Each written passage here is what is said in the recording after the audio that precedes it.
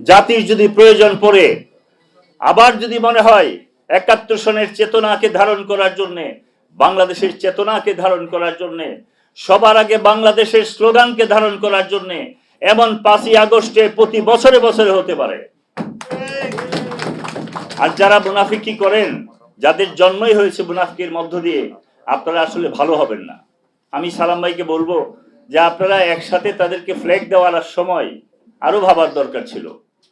১৯১৭-১৫ সনে আমাদের বর্তমান প্রধানমন্ত্রী আমাদেরকে ডেকেছিলেন এই সম্বন্ধে জানার জন্য, জামাতে ইসলামের ভূমিকা নিয়ে। তখন আমি স্পষ্ট ভাষায় বলেছিলাম, এই জামাতের সাথে আমাদের সম্পর্কের কারণে আমরা যত ছোট হচ্ছি, লাভ বিন্দু মাত্র হচ্ছে না। ওরা প্রতিটা আন্দোলনের যখন চূড়ান্ত বিশ্লেষণ আসে, তখনই তারা মুনাফিকির পায়ে হাঁটতে থাকে। সুতরাং তাদেরকে আর যাই হোক বিশ্বাস করা যায় না। এবং তারা যে কত বড় বিশ্বাসঘাতকতা করেছে একটা জাতির সাথে, বিশেষ করে দেশনেত্রী বেগম খালেদা জিয়ার মতো একজন মহিষী নারীর সাথে, যেই মানুষটা কষ্ট করতে করতে কারাগারে ওনার জীবন কেটেছে, এই মহিলার সাথেও তারা মুনাফিকি করেছেন। সুতরাং ওনাদেরকে বিশ্বাস করে আমরা যেমন ছোট হয়েছি, দেশকে ছোট করেছি, এইবার অন্তত স্পষ্ট হয়েছে। আমাদের প্রিয় নেতা তারেক রহমান বলেছেন, আমরা তাদের সাথে আর জোট করতে যাচ্ছি না। এই জন্য ওনাদের খুব মন খারাপ হয়েছে, যে এবারও চাইছিলেন কোনোভাবে সালাম ভাইদেরকে ম্যানেজ করে, নেতাকে ম্যানেজ করে যদি কয়েকটা মন্ত্রী টন্ত্রী পেয়ে জাতীয় সরকার করে আবার একটা বড় মুনাফিকির রাস্তা তারা খুঁজে বের করবেন। আমি আমার নেতাকে অনুরোধ করব, আমার কাছে গ্রামে গিয়েছি, আজকে কালকে রাতে এসেছি, আমি যেয়ে দেখলাম যেই জামাত বড় বড় কথা বলতো আগে, এই জামাত আবার গুপ্তের পথে, তারা এখন গুপ্ত ভূমিকা নিচ্ছে।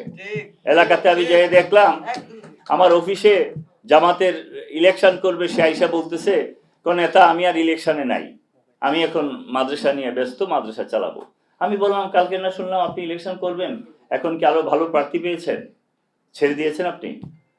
আমি তার কথা এবং সবকিছু মিলে আমি যেটা পেলাম, আবার তারা গুপ্তের পথে। আমি নেতাকে অনুরোধ করব এবং জাতির সামনেও বলতে চাই, এই দেশে একটা গুপ্ত আইন হওয়া উচিত। অতীতে যারা গুপ্ত ছিল, যদি তাদেরকে কোনো কারণে আপনি ক্ষমাও করেন, ভবিষ্যতে যারা গুপ্ত হতে যাবে তাদের বিচার যদি বাংলাদেশে না হয়, বারে বারে এই মুনাফেক গুলা গুপ্ত হবে আর আমাদেরকে অপমানিত করবে। সুতরাং আমি আজকের এই অনুষ্ঠান থেকে আমি দাবি জানাতে চাই, অবিলম্বে একটা গুপ্ত আইন হওয়া উচিত। যারা অতীতে করেছে সেটা স্টপ থাকবে। ভবিষ্যতে কেউ জানে আমাদের দলেও ঢুকতে না পারে। আমাদের দলেও ইদানিং উকি মারছে।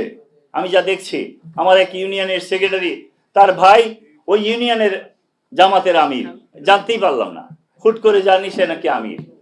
এই ধরনের অনেক লোকজন আসছে যারা আমাদের দলে ঢুকেছে অতীতে, আমরা একসাথে বরণও করেছি। সেই জায়গাগুলো বন্ধ করে বাংলাদেশের স্বাধীনতার সংগ্রামকে যারা অপমান করবে, এটাকে রক্ষা করার জন্য প্রয়োজনে ৫ই আগস্টটা হয়েছে, ২,০০০-২,৫০০ মানুষ আমরা মৃত্যুবরণ করেছি, আমাদের সন্তানরা হত্যা হয়েছে, ওয়াসিম মুগ্ধের রক্তের উপর আমরা দাঁড়িয়েছি। প্রয়োজনে এর চেয়ে বড় বিপ্লব হবে, তবু এই ধরনের মুনাফেক মির্জাফর রাজাকারদেরকে বাংলাদেশের মাটিতে কোনো অস্তিত্বই দেওয়া যাবে না। আমি সেই কথা বলে আবারও ধন্যবাদ জানিয়ে, আর আমি ব্যক্তিগতভাবে আমার আপন চাচা মুক্তিযুদ্ধে শহীদ হয়েছেন, সেই শহীদের রক্তের উপর দাঁড়িয়ে, আর যাই হোক আমরা তাদের উত্তরাধিকার হিসাবে আমরা যদি মুনাফিকি করি, ক্ষমতার কারণে একদিন জাতির কাছে জবাব দিতে হবে, এবং যেই জবাব আজকে আমরা দিচ্ছি। আমি সেই কথা বলে আজকের এই বিজয় দিবসকে, স্বাধীনতা দিবসকে উদযাপন করে, এই দিনেই স্বাধীনতাকে আরো বেগবান করার জন্য তারেক রহমানের সবচেয়ে বড় স্লোগান সবার আগে বাংলাদেশ, সেটাকে ধারণ করে আমরা এই বাংলাদেশের সামনে এগিয়ে নিয়ে যাই।